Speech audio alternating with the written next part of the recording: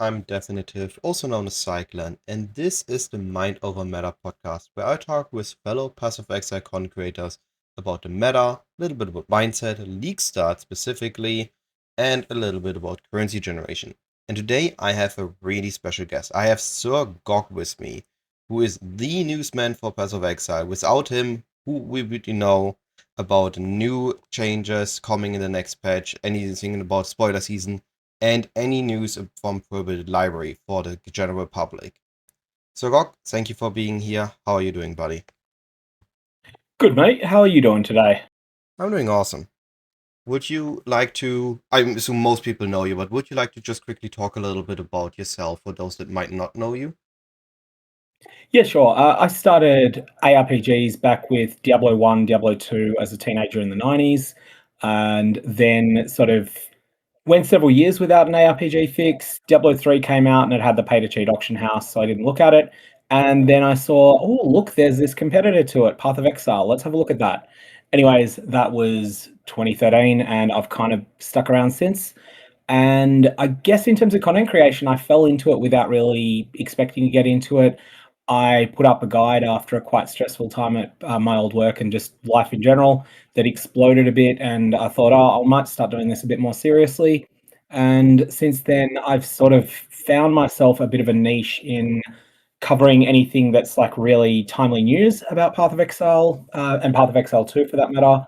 And otherwise, I tend to be the sort of person that goofs off a little bit more than most of the very, very top power gamers. So you'll find that I'll often make a mirror, then stop trying to make currency in a league. Although this league, I've done a bit more than that. And I'll often not focus on massively investing into making a build perfect because honestly, I have more fun when content still feels failable. So at that point, once you reach a point where the content in the game doesn't feel failable anymore, that's usually where I start burning out in a league. Yeah, that's fair. It's the point where where you solve basically the game. Where it's just running it for the sake of currency generation. That's where it drops off for you. Yeah, yeah, and like I mean, if you, honestly, even before asynchronous trade, but especially since asynchronous trade, Mm. it's if you want to make currency for any particular project, trading is more efficient than playing the game anyway. And so I'll hit this point where it's like, oh, I could keep playing the game knowing I'm going to succeed at everything I'm doing, or I could achieve the same results by not really trying, or I Yeah. could just take a bit of a break and play something else instead for a bit. And I will tend to go with the third route more often once you feel super strong. That's why I haven't got a Mage Blood yet this league. Like I've just decided I don't want it. As soon as I get it, I'm not going to have fun. Not even grab the shrine belt? I probably will consider getting a Shrine Belt at some point, just as a bit of a toy to have in standard, maybe. Mm. But I've got to decide which one I want because I don't think I can afford the very, very best ones. Those look extremely rare and expensive. Like all the build gamble videos I've seen, no one has actually hit an insane build in those yet. The best one have been one mod acceleration or one mod echoes I've seen being recorded. Yeah, yeah, they're definitely like it's one of those things where grinding gear games will sometimes make things that are extremely powerful, but that everyone considers a one elk unique and takes off their filter because they're so common that they're just not Mm. loot, even though they're some of the best items in the game. I think a classic example of this at the moment is Rumi's Concoction. Right now, it's one of the most equipped flasks in the game. And that's not just on characters that are budget builds, that's on characters that are using a Mage Blood. I Mm. think it's the second most equipped unique flask on Mage Blood characters, so we're not talking budget stuff here. And no one considers it loot. It's not on my loot filter. And that's just because it's only in the third most common category of uniques. Mm. So grinding gear games decide, all right, well, we want to make something exciting. We've got to make it so that the supply of it will be far less than the demand. And that's what they've done with the belt. And that Yeah. isn't something everyone likes, but it means that there's a couple of goals that you're not necessarily going to get to. I'm I decided this is the one gamble I allow myself this league. I will run every single black buyer and I will ID every single leather belt I get dropped in there. And either I hit it or I don't. I bought the shrine belt, the echo, not echo one, the acceleration one. I've been having a blast. This is the league I went finally Spark in PV1. Never played Spark before. So I'm having absolute Oh, yeah. blast with the build. It's hilarious. I still need to figure out a lot of stuff on the build because I went Spark Warden instead of going the classic approach of an Archmage Spark or a Lifestacker Spark. I decided to go something really kind of, I mean, yeah, funky is I think the correct word. And it looks really powerful. If I can solve a couple smaller issues, it should be an amazing build. And the acceleration belt is just making it sort. Volatile corrupted Gull for 91 increased shrine buff effect, and the acceleration belt is just sparks everywhere. Yeah, that's nuts. You mentioned Archmage as one way of building that.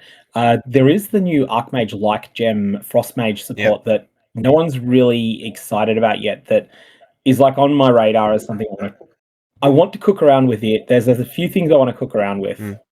I thought Connor is also cooking on it, or Captain Lance. I think I saw a clip where he mentioned he's finishing this build and then he's preparing for Frost Mage.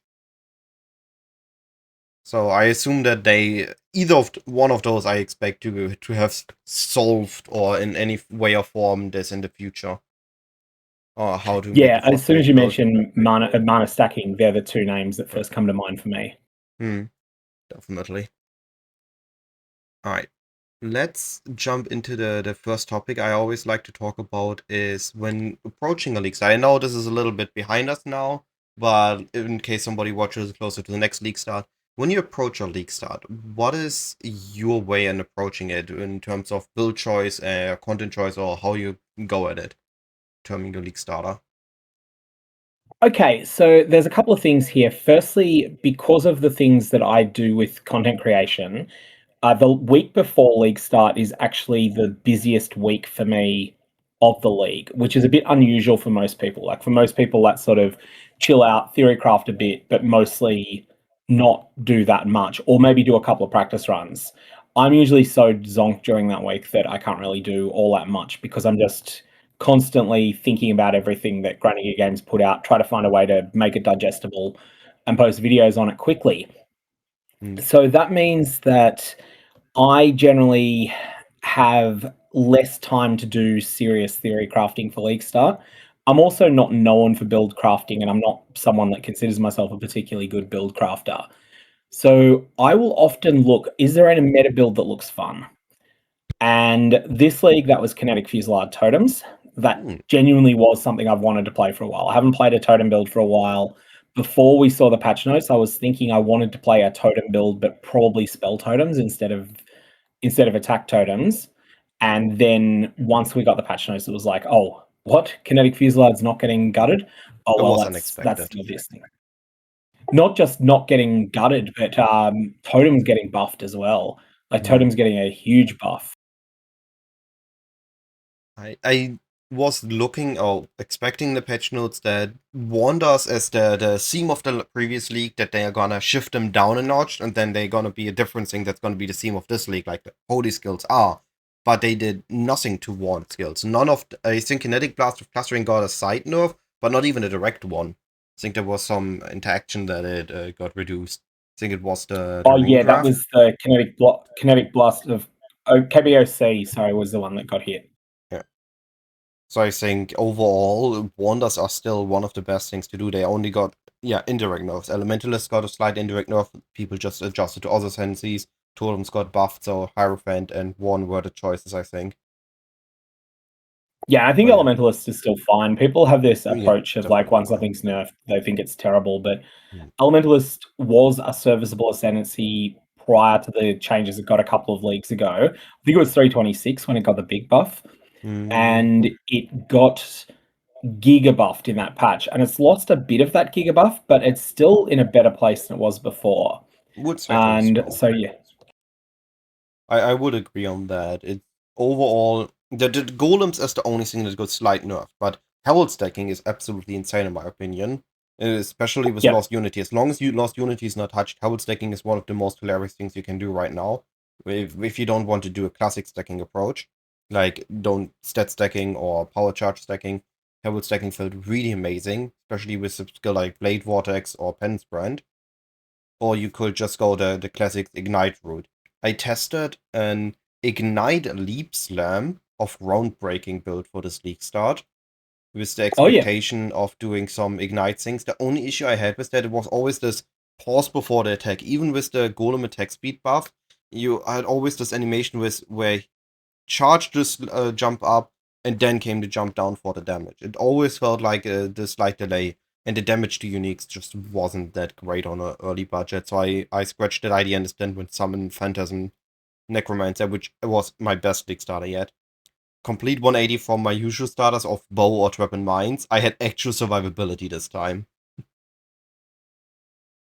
Yeah, that's something that's been interesting getting used to with totems, going back to totems. I haven't played totems since 3.15. Wow, and that's a while. it's a long time. That's why I said it was time for totems. I was going to Mm. play totems if I could find anything remotely reasonable. I was seriously thinking of going one of the traditional totems, Ice Spear or Freezing Pulse. Was already thinking of doing that before KF got avoided all the nerfs. But anyways, yeah, that was my sort of thought process going in there, and was like, yeah, this will be fun. Nice. So to come back to the original question, you're just, because of you more focusing on getting the news to the players more than getting a build guide out like other content creators do in the first week, or getting early Correct. strats out or something. Your focus is on look at the top meta picks and then decide on which one is the most fun for you. Not necessarily has to be the best, but has Usually to be that's the my most fun. choice. It's partly that, like, async trade has made it more urgent to be to be ahead of the meta than it used to be. It used to be more recoverable to start out with a really scuffed build, and so I was more open to doing that. But since and I'm talking async item trade here, not async commodity trading off Faustus's currency exchange. It means that basically your lucky drops generally depreciate in value much faster now than they used to. Any lucky I drops remember a or few even leagues ago just getting. I remember rushing into T16s just to ID random jewelry and sell that. But a couple leagues back, because I usually don't rush that fast into T16, just this league I just took a nap right after finishing campaign. I let my bodies I carried through campaign get into T16s and then I came back. But I remember that was a really good strategy, but it doesn't seem as good anymore now because async trade takes the friction away from getting your bulk items to people. Well, what it means is that the people who are faster even than you, that they get more of the pie. Yeah. And I like to think of it with Aegis Aurora as the classic example. This is an item that's been extremely good for a long time. It's always been rare, but it's never rare enough to stay expensive at the end of a league. Yeah. But in week one, like if you get the 4,000th Aegis Aurora that drops on the server, you're getting maybe 2 divines. If you get the 74,000th Aegis Aurora, then congratulations, you got a couple dozen chaos. That's the sort of, and you can see it there. Yeah, you've actually got the graph showing the price history and how if you don't have it early, you end up basically, you still get the lucky drop, but your lucky drop is not as valuable as it would have been because you didn't get it in time. And there's always been a dynamic, but it's more so the dynamic now because the people who are in the blasting at the very top tier, they're able to blast more because they've got a force multiplier of Faustus making their trades quick. Yeah, definitely makes sense. So yeah, with that in mind, I don't dilly-dally as much as I might otherwise do so. I would, if I was playing in a private league, I would probably aim for like 4th lab on day 2, and that would be just fine. I'd be fine with doing that. It's pace, and I'd probably actually have a bit more fun that way because I'd be able to just chill out more. But at the start of a trade league, you have to go hard now. Yeah.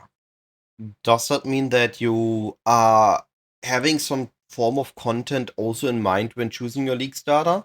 Or you choose your league starter and then you figure out the best content to do as the league starts? I think of the two as a cohesive pair, but which one comes first will vary. So this league, I went for Expedition early on because I thought that the nerfs to the Breach Tree might be bigger than they were. And so I was thinking, okay, expedition. I'm quite experienced with ROG. I know how to make ROG sing. And so originally my first setup for my tree was a bit of map sustain, probably more than I needed, plus shrines, plus expedition, plus destructive play. Hmm. And I knew that that was something that was perfectly fine with kinetic fusillade totems. Like actually, KF totems really good for Maven Witness in general, and also felt like it should be good for expedition, which I think it was reasonably good. You did have to spec into can't block mastery, but as long as you did that, and like that was wasting 5 points, but it wasn't wasting 5 points. It was spending 5 points. Hmm. Anyways, it turns out expedition. It feels like Tujen's been nerfed this league, and ROG has been only about as good as the breach tree. And so all of that puts you in a spot where it's like that wasn't the strongest strategy early on. I was also taking a bit of a guess that volatile Vaal Orbs might have come from Expedition, Reflected, but they ended up being from Beyond Reflected. They're not super expensive. They're like a div, I think. Volatiles have been interesting. Yeah, so they come from like 1 per 12 maps or so, Reflected Beyond, and that's assuming that you've got a triple boss Beyond encounter. Sounds pretty rare, actually. Yeah, It's I'm surprised actually that they're as cheap as they are, but like, given how much fun they are to play around with as well.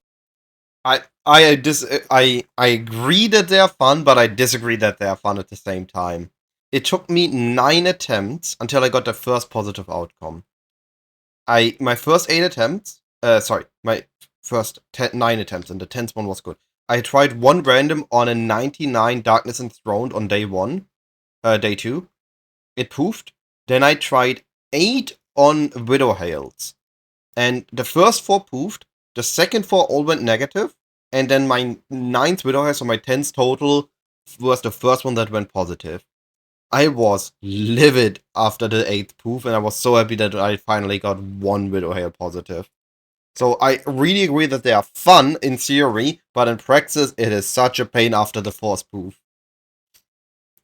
Well, that's the same as a normal, like they've got the same odds of giving you a positive result as a Vaal Orb does, roughly. Like not exactly, but you can apply them to a poorly divined item. So you wouldn't have known this when you did it on the 99 Darkness Enthroned, but you actually want to do this on a 50 Darkness Enthroned or like a low roll. Oh, yeah. I mean, I know that I got unlucky, but I generally been super unlucky this league. I also took 17 fractures to finally hit a T1 live fracture on a manifold ring. 16 fractures and missed not even anything decent out of him. My crafting luck this league has been very abysmal. much wah wah wah. Yeah. Yeah. How do you like the changes to fracturing orbs? I still have not had one drop. I think I'm on my 3rd drop of Fracturing Orbs. I haven't done any breach farming yet, but I'm looking forward to do that. They have been just random side drops. I think it's neat that they are more common. It allows, especially early on, a buddy of mine did so many crafts. I think we bought like 40 Fracturing Orbs day 2 for him to just spam on his items. It feels really amazing to just be able to use them. Similar with Exalted Orbs. Just being able to use them because, I'm not burning 8 Divines. If I miss, I'm only burning at most 1. Feels way more, just good to use them and less bad to miss them, unless you're in my case and missed the 16 ones in a row. But I know I'm a special case. I think overall, currency being more usable by being more common is good. It needs, of course, to be a baseline with they need to hold some value, so when you get them dropped, you're happy. But also, they can't be too expensive, which I think they achieved kind of with the Fracturing and also with the Exalted Orb, that they don't feel bad to use or bad to miss. Yeah, see, my thoughts are that there are certain currencies I like being really common, and the Exalted Orb is one of them. And that's because the Exalted Orb is something that is like it's all upside. If you're a rookie player and you throw an Exalted Orb on an item, unless you get really weird things happening, your item is now better than it was. Yeah.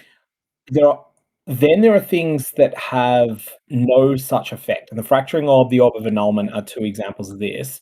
These are things I'm fine with being very rare because the Fracturing Orb doesn't change the item's utility. the Orb of Annulment makes it objectively worse than it was. Obviously, it can be used in conjunction with deterministic things like benchcraft, so it is a good crafting tool, but it's objectively worse. So these things that have a negative effect like that, they're things I'm perfectly fine with GGG making rarer, whereas the things like Exalts, I think it was good to have them be more common. So would you say you would want them rarer than they are now, or are they now in a decent rarity place? Fracturings, I think, are in a good spot. I wouldn't mind them being a bit more than a divine so that they become a jackpot drop, but equally, I think it's very hard to get to thread that needle right. You could make it 20% rarer and suddenly make it 80% more expensive than it is now, and that's there's a fine sort of lever there. I feel like Orbs of Annulment are too common now. They now appear to be the same rarity as divines, and I think I preferred them when they were 2.5 times as rare as divines. And didn't actually Again, then know they'd be a jackpot drop. They would actually be something instead of just being like, oh yeah, here's another 10 chaos. Wow, who cares? And an Orb of Annulment would actually be a big drop, but it's the price of buying them then always comes from the most experienced players because they're just not useful to rookies. Yeah, I understand After that 15.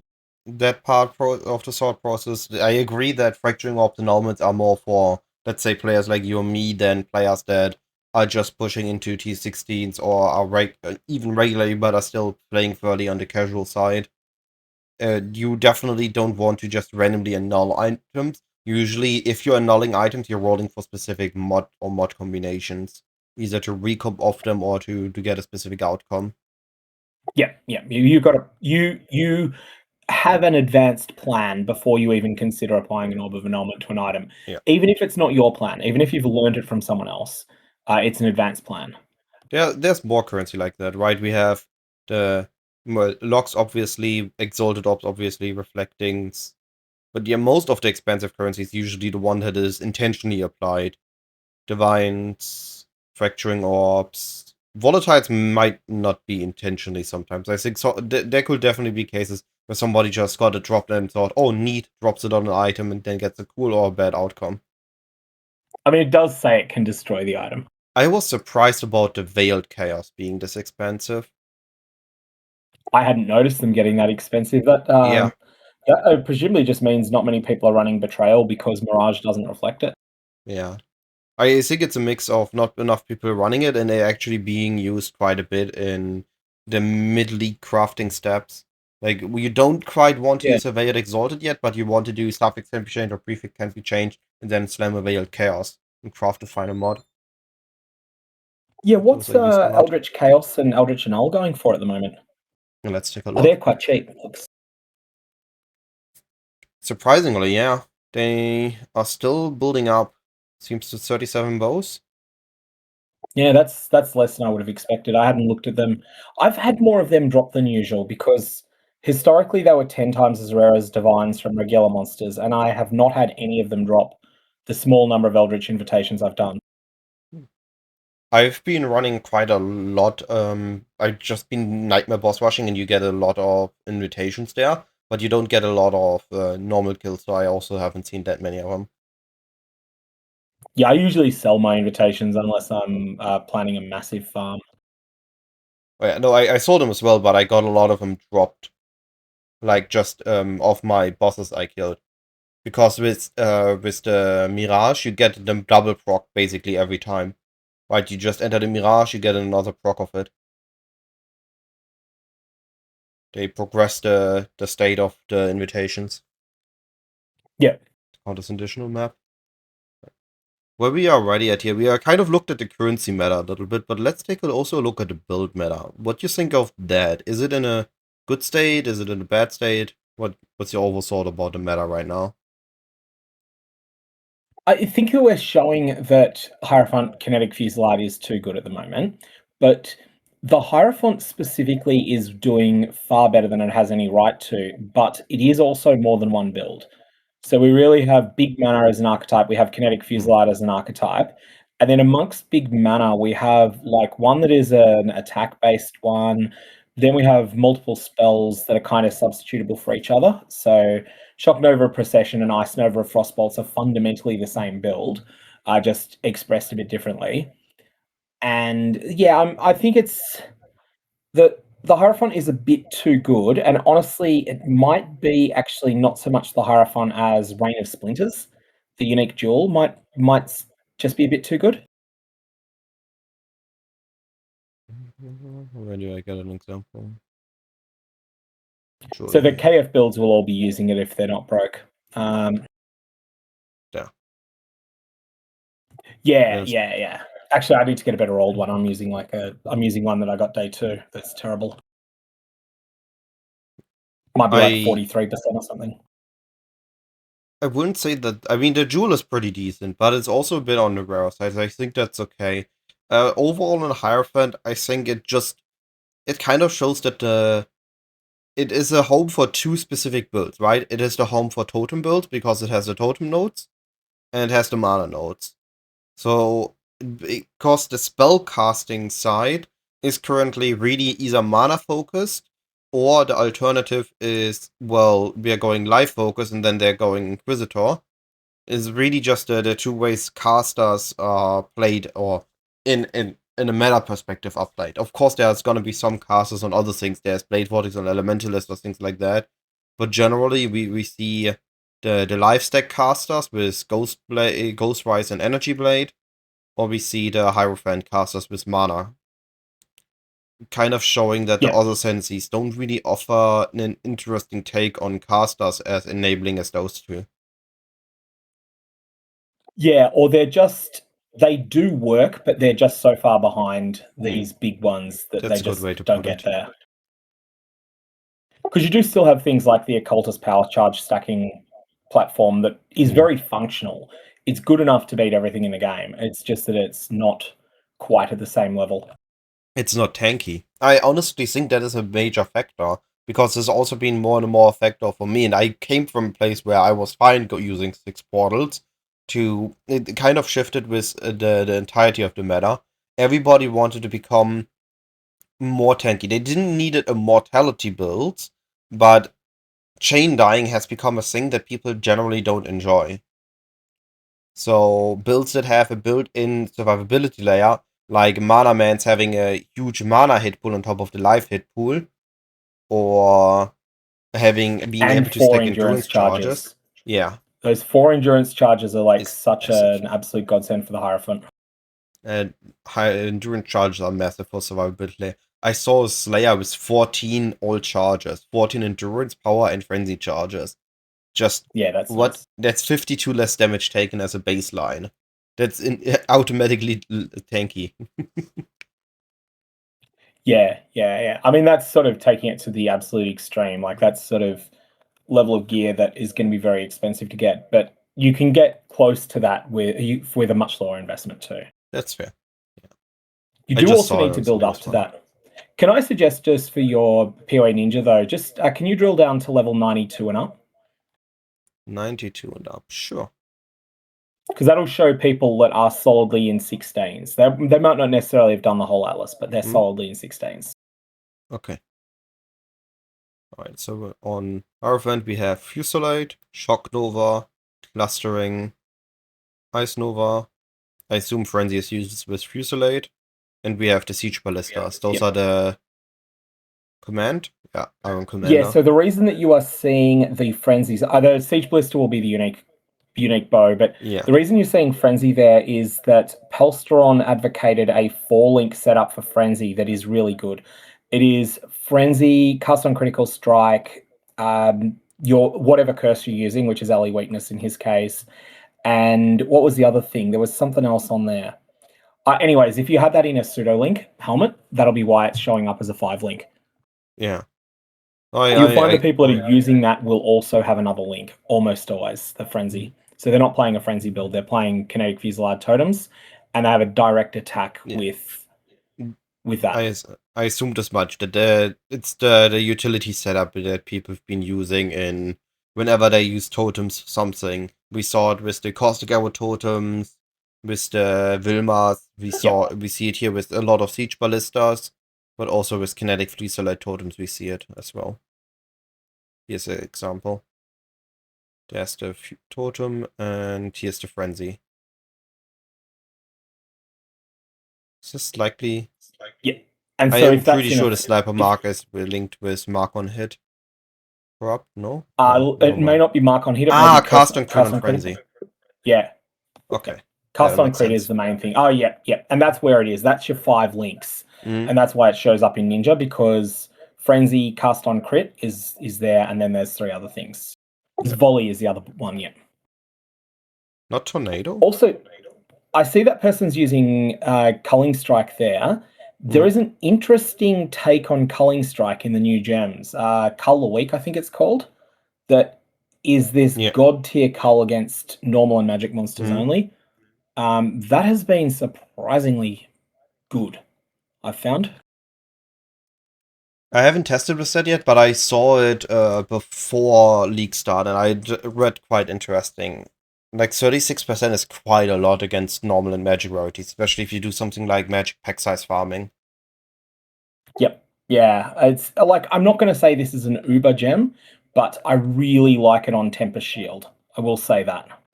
That's a cool idea. You hit me, and now the whole pack is getting 36% cold. Yeah. The gem I've been 2 awakened gem or exceptional gems I've been looking at, and I think one already got solved. Cast on Ward Break. I was thinking like this is so gonna make a build.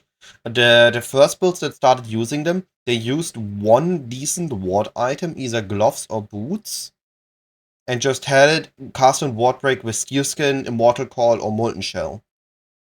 So it was interesting. They basically just add ward as a defensive layer and use cast on Ward Break to have consistently, oh, I got hit, now I have my defense skill instead of cast on damage taken. So it works a little bit more effective than cast when damage taken. So I thought this was pretty neat. That's actually really good. I like that a lot. That's not going all in on it. That's just using it a small amount, but it's a really smart one.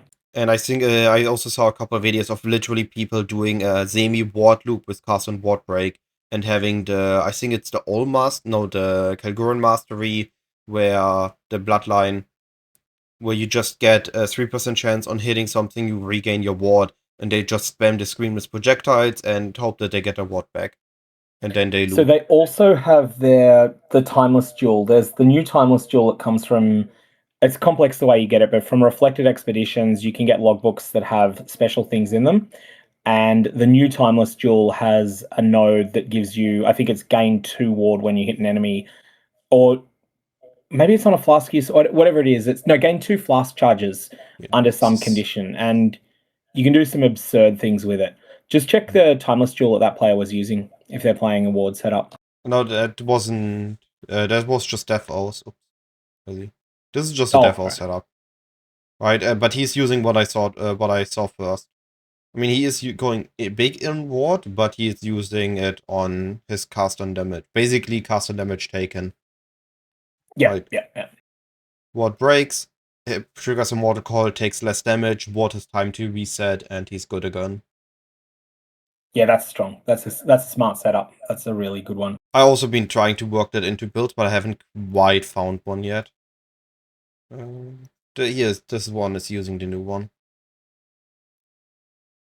I don't know if you're using the Keystone.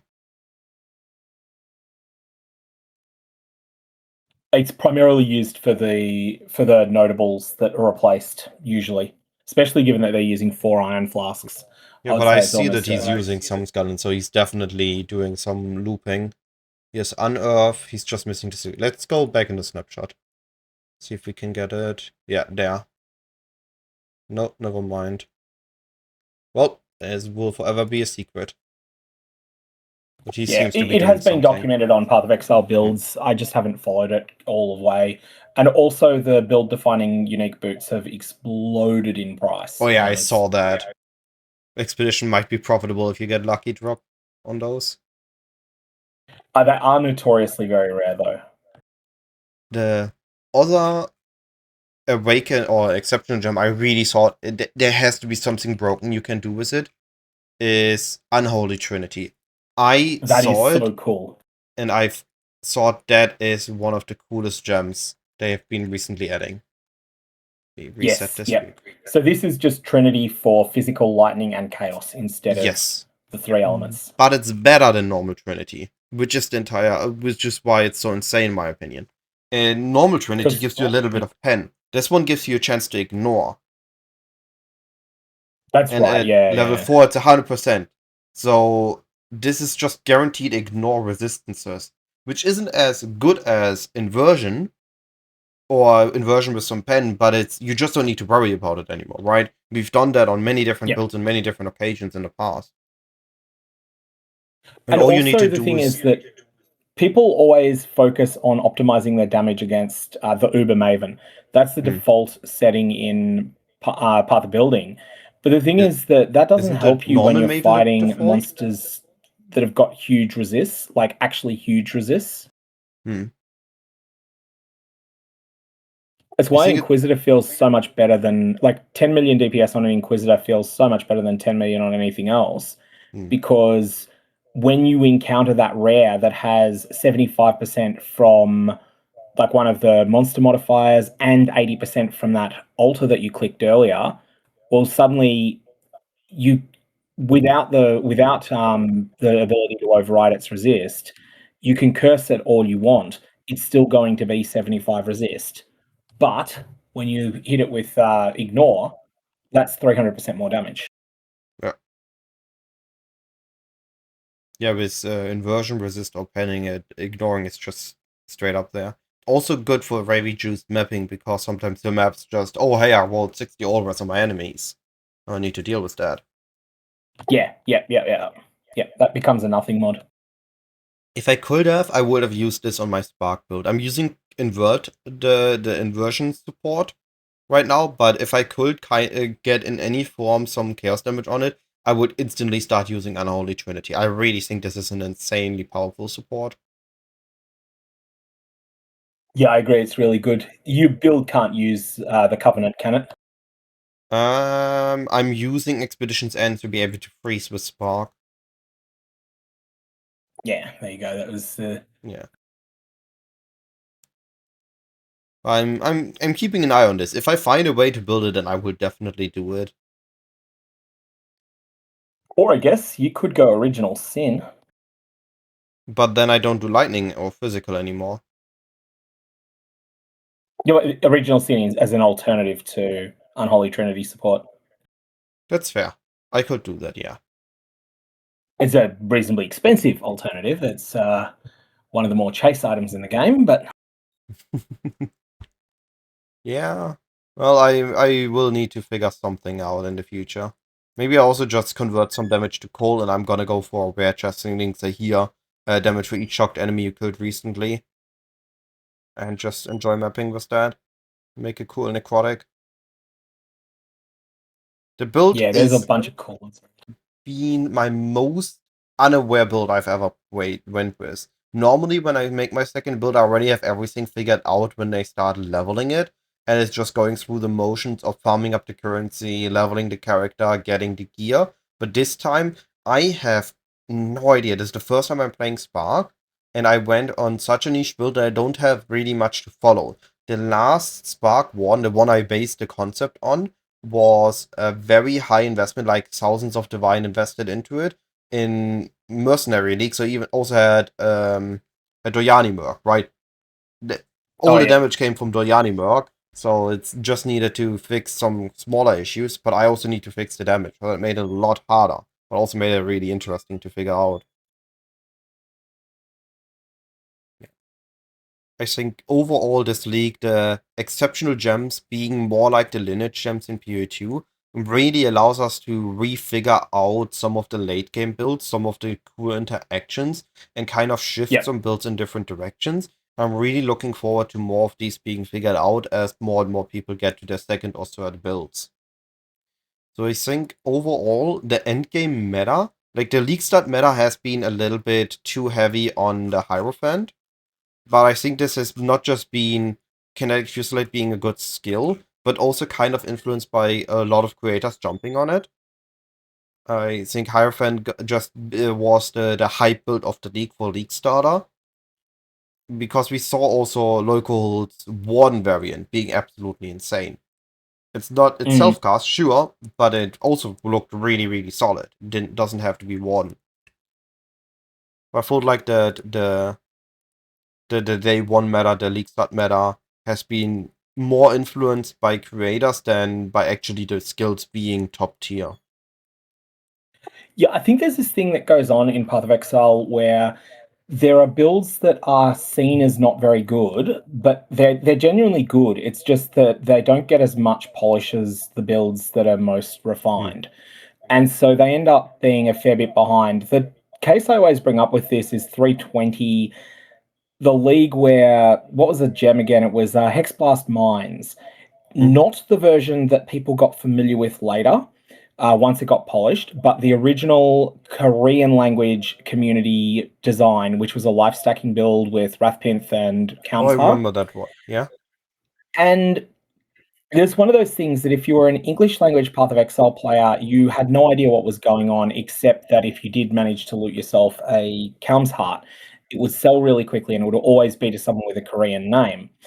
And you'd be thinking, oh, what's going on here? And eventually then, like, people sort of looked into it. And there was a quite solid build, but it wasn't extraordinary. It was just good. And then people started really picking it apart, working out why it worked. And someone had the brilliant idea to drop all the life stacking, put it on the Trickster.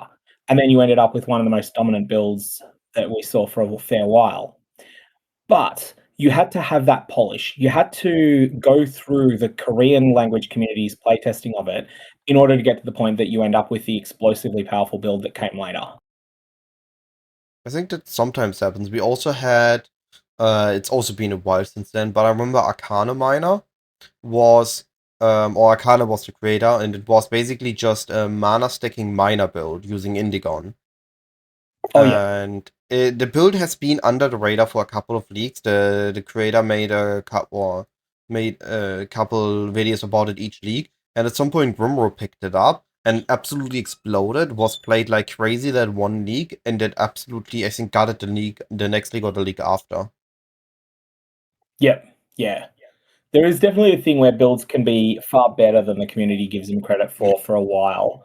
Just And also unaware just of. builds can be not all that strong, but they get so much polish that they're worth playing because they're solid. I think Righteous Fire Chieftain is a classic example here. Yeah. The build guide that Pox put out is so polished that even though the build itself is not in a phenomenally strong state, it's still going to give very good results to people that play it. It's just easy to follow. Like a good build guide is worth so much more than a good build guide on a decent build is worth so much more than an amazing build without a good build guide for most players. Yep. Can I say another couple of the support gems that have still flown under the radar a bit and of course, really I'm should very be played? curious about that now.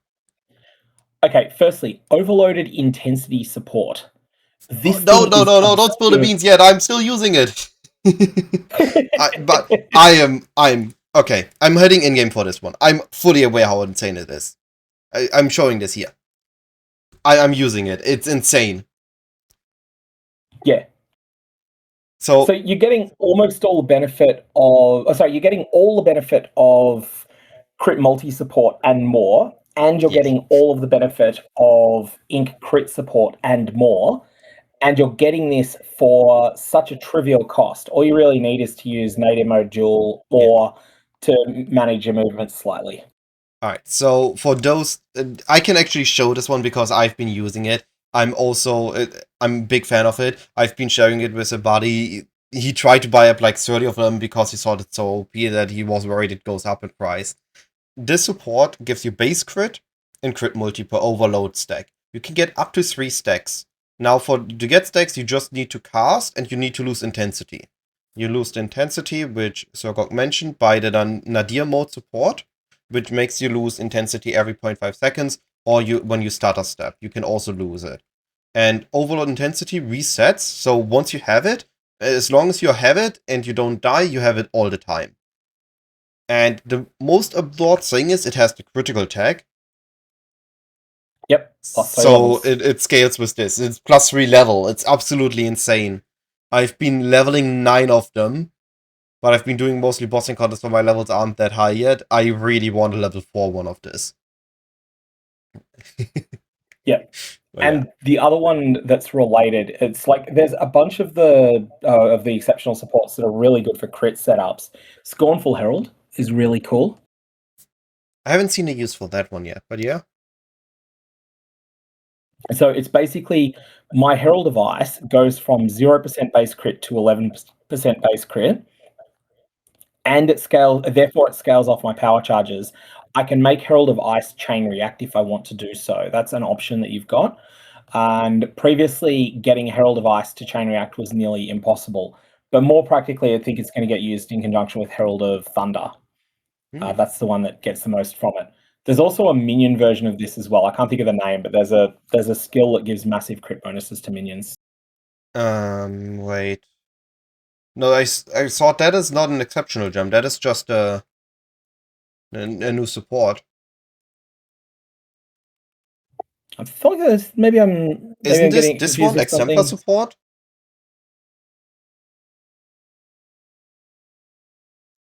Crit strike You could be and crit right. multi for being alive?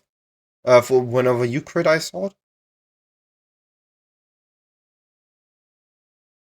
Yeah, that must be it then. Yeah. That's something that felt like it was fairly strong, but isn't. Because the other minion one is Congregation, which just gives you more minions.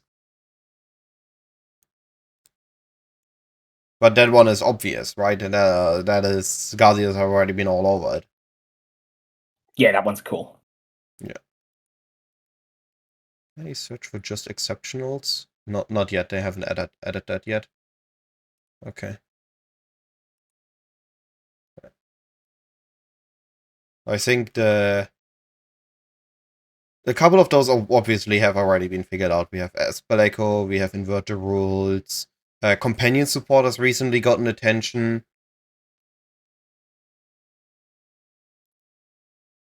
Annihilation, Minion Pact. Yeah. Any others that you saw as under the radar? Hard to say if this is under the radar or not, in the sense that I think people know it's good, but it has some pretty high asks on your build, and that is Eclipse support, but level 4 Eclipse. What is the... That's the one that is a bit of Empower, a bit of Enlighten, a bit of Enhance, all mixed into one. But the when similar you how collect the it up, UE2 one we have.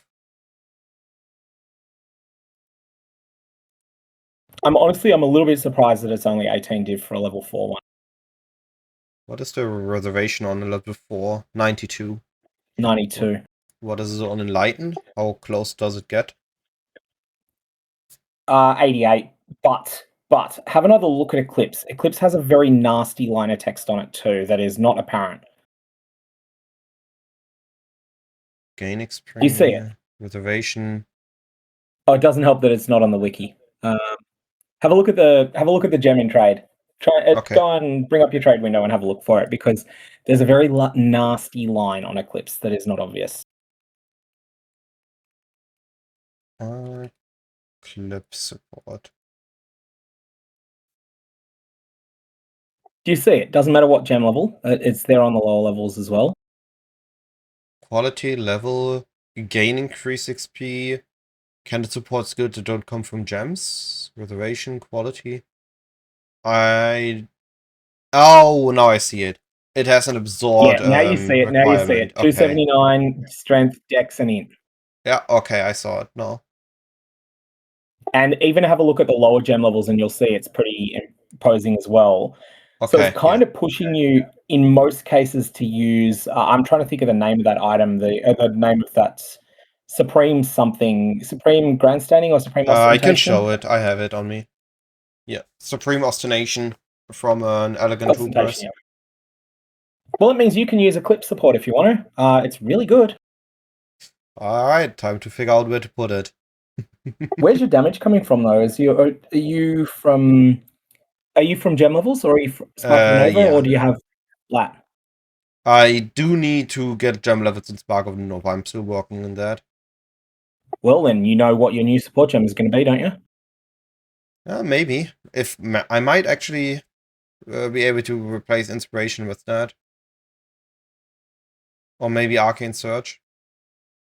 I don't think it's that much damage. Well, we have to figure that out. Oh, yeah, Eclipse was the one it reminded me of was always the PE2 version of it. I forgot the name, but it also just gives a little bit of everything. A little bit of reservation, Yeah, a little bit of Dialas, quality. whatever it is. Yeah. Yeah, Diala something. That's what I thought, but I didn't notice the requirements on it being that insane. That's a good catch. Yeah, I first looked at it and I was like, hang on, I didn't pick up that it had the enlighten effect. So I'm looking at it and I see the text below the line and I'm like, oh, this is bad. And so I had in my head that that was what it was. It's like a bit less than half an empower, a bit less than half of an enhance. But I didn't pick up that it was also half of an enlighten at the same time. But that makes it a lot better. And it needs a drawback at that point, and it's got one. Before we move on, I need to kind of move a little bit on to the next subject. We are getting towards the end of the conversation. Before we move on from the meta, I quickly want to talk about the Atlas strategy meta, or generally the meta of strats runnable this league, and how they Are you shifted away from talking during the Atlas D17s. unlock phase, or are you talking about what End you do game at the? now, I would say. Just generally end game Atlas meta, from what we've seen. What's your thought on that? It seems, I mean, we have boxes and breach as what I've seen, the biggest ones. I've also been running a lot of boxes. But it feels Yeah, like there's boxes are in this really weird spot, right? Boxes have produced so many scarabs this league that scarabs are sort of almost not loot anymore. But it also changed again. They're loot again. Scalps are going up But to again. some extent, but all the mid-tier ones, all of the genuinely good mid-tier ones are very, very cheap. True. Yeah. That's Like good. I needed to get some of the 40% influence pack size ones before. And I was looking at them and I'm like, oh yeah, what are these going to be? Like 1.5C? Not 0.3. And Boxes. that's a genuinely good scarab. That's not one that is usually fed into 3-for-1 recipes.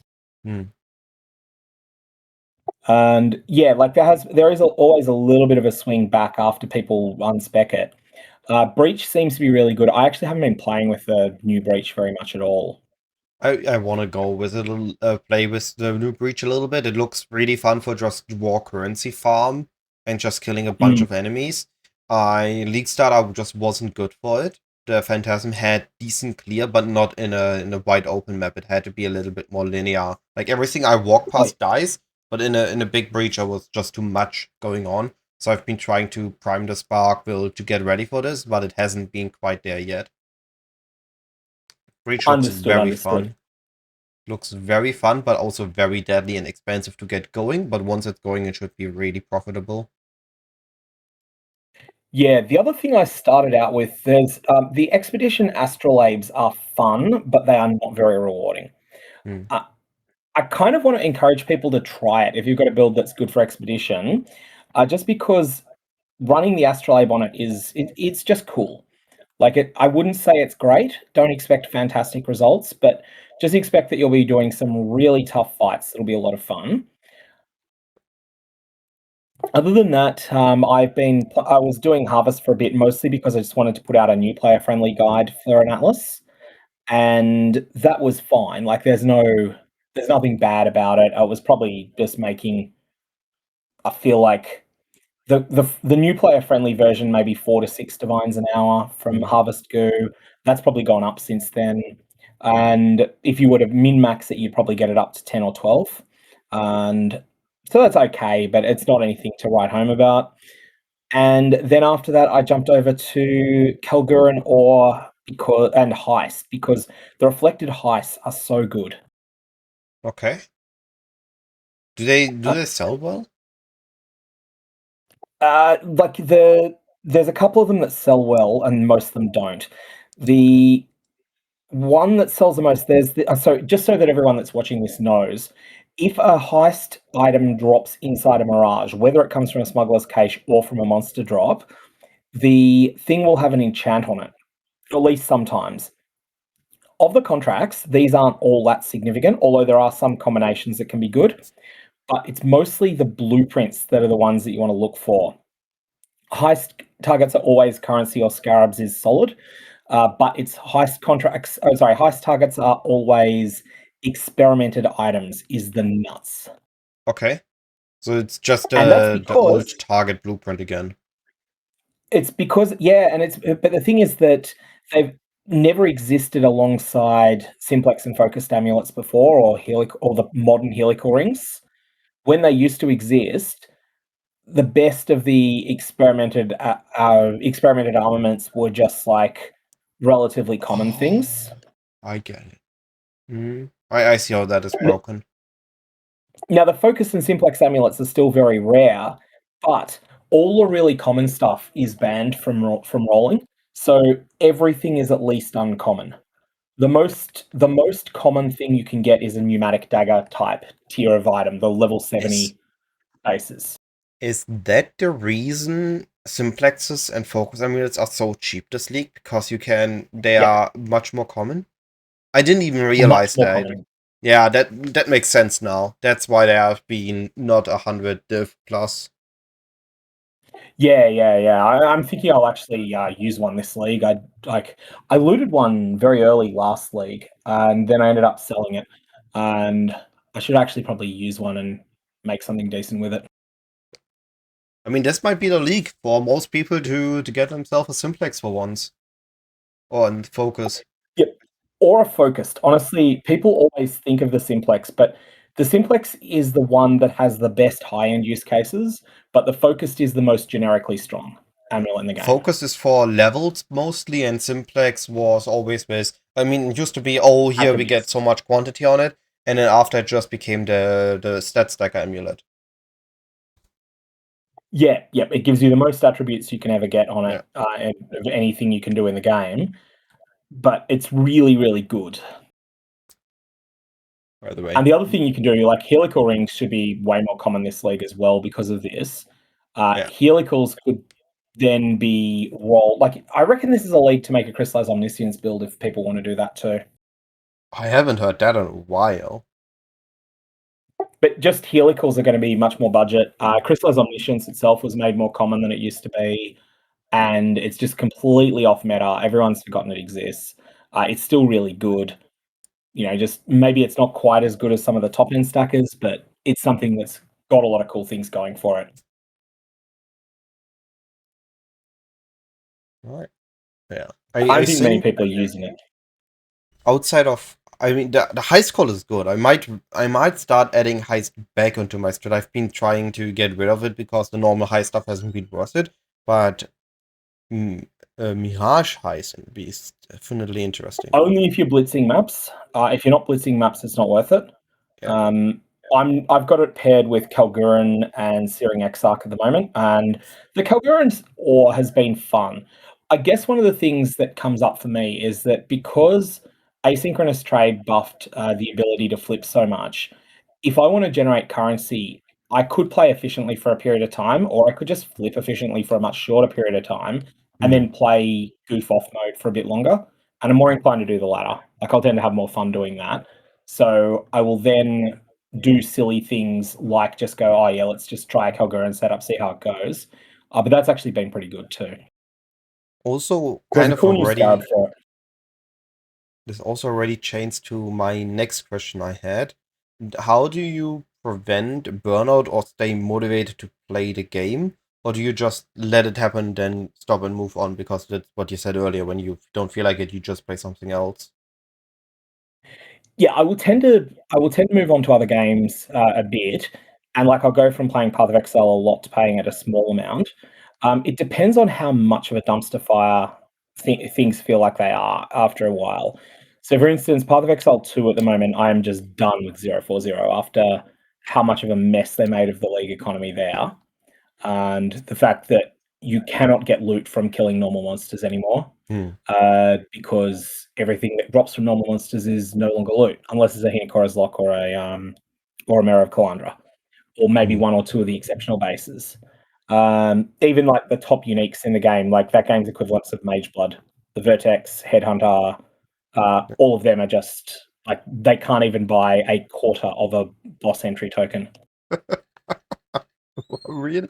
I Could you didn't imagine a look in. world where I played the second Wind Private League. I had a blast in it. I actually did temple farming there, and then I just stopped. I went for PoE1, and since then I've been in PoE1 prep mode.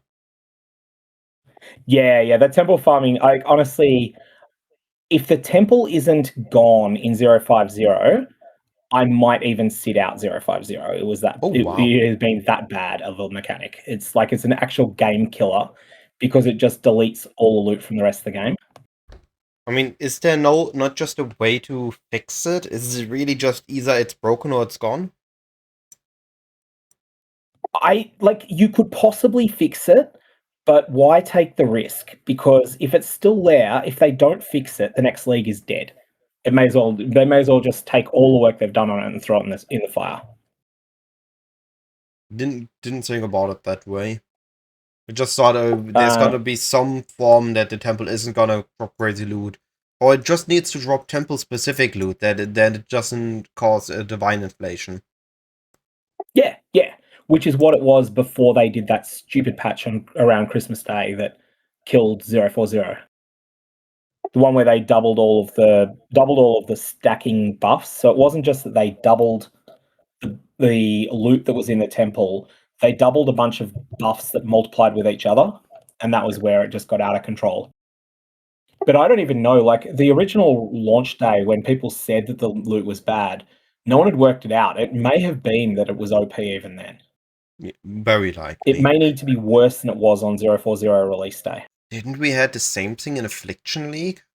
Or I remember there was another really crazy league. As well. I think it, but it was Freesia 1 was the most extreme example. right. Like Affliction and Necropolis were very loot heavy, and it was noticeable a lot of people played Affliction on a FOMO basis. It's like, oh yeah, loot will never be this high again.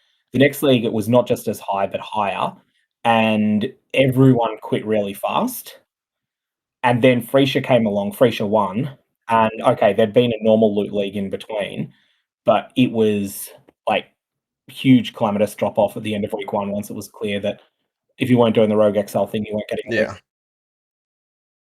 Harvest was also very cool, that league, but yeah, not comparable to Rogue Exiles. Rogue Exiles were just insane.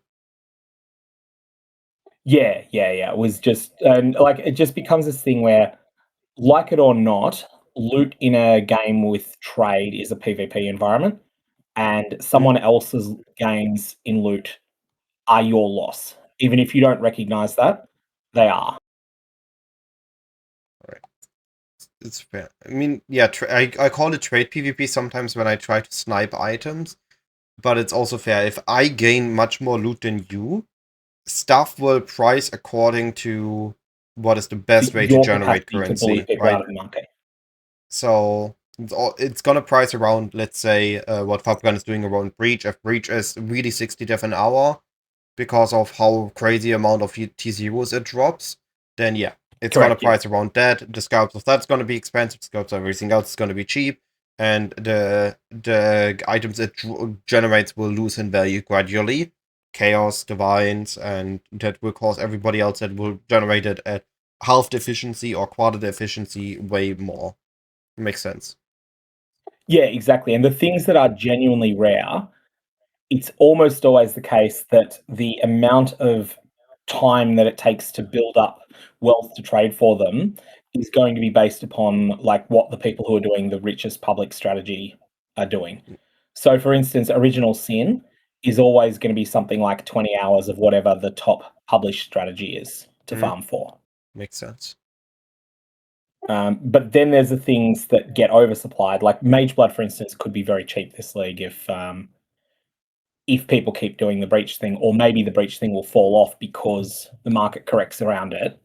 And earlier we had the same thing happening with strongboxes, where strongboxes were vomiting out so many scarabs that scarabs ended up just not really being loot for a period.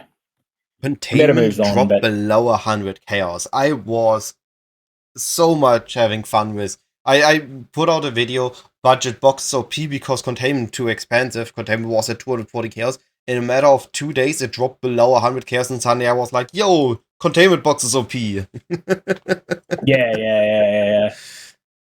That was hilarious.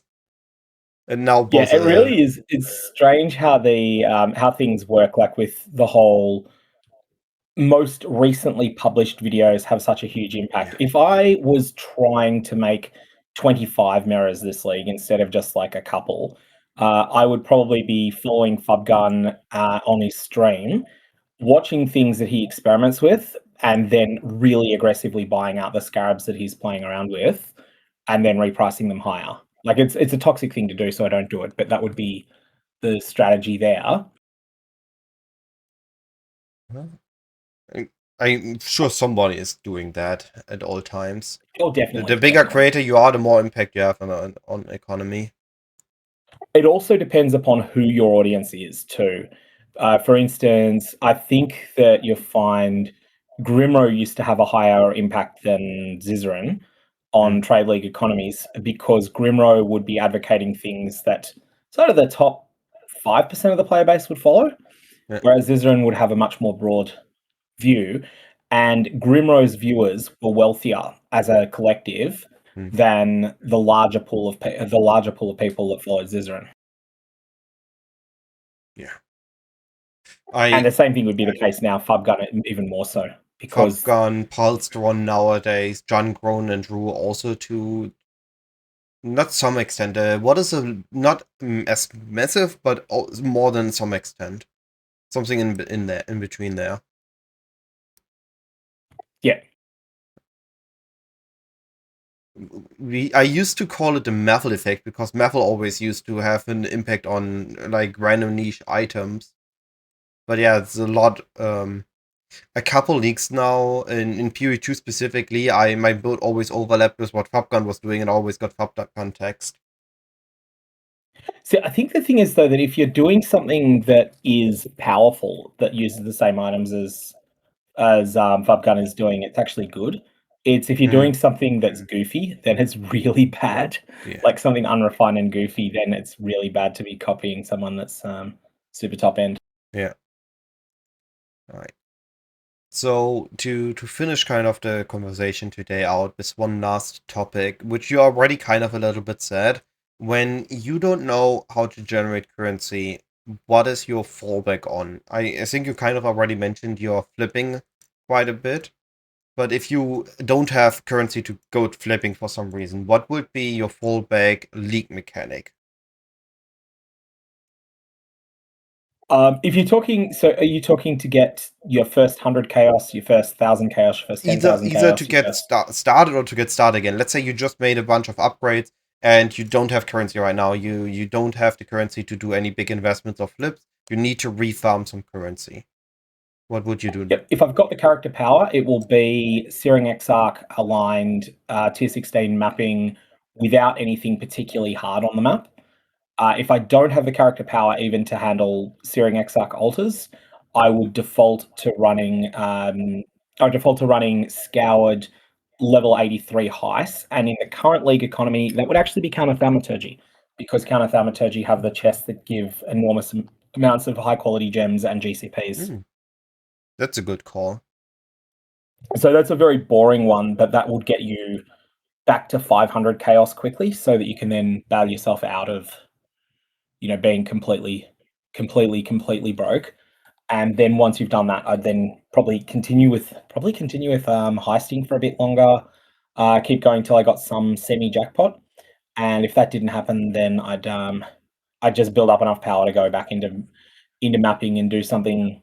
Probably, as I said, probably Exarch aligned because I have more play experience with the Exarch altars than the Eater ones, and so they're more likely to be less wrecking ball to me. Enough. I also like Exarch altars more. I never get lucky, I never get a Divine altar on Eater, so I like the consistent Exarch altars. They just give all the other good currency.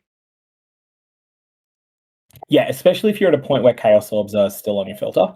Yeah. And honestly, like I don't like taking them off, even though I should have taken everything below GCPs off the filter by now, but I don't like doing so. Me neither. Right. Yeah, we are at the end of this conversation. So again, I really appreciate you being here. Everybody that hasn't done this yet, I really recommend following SirGog. He has amazing coverage of anything, any news post, and also often deep dives into them, figuring out the small details more than just any surface level stuff. So again, really recommend following him on YouTube. And if he ever streams, also check that out there. And with that, I wish you a lovely day. And I'll be seeing you in my Yeah, next thanks, mate. I'll video catch you around. or live stream. Goodbye.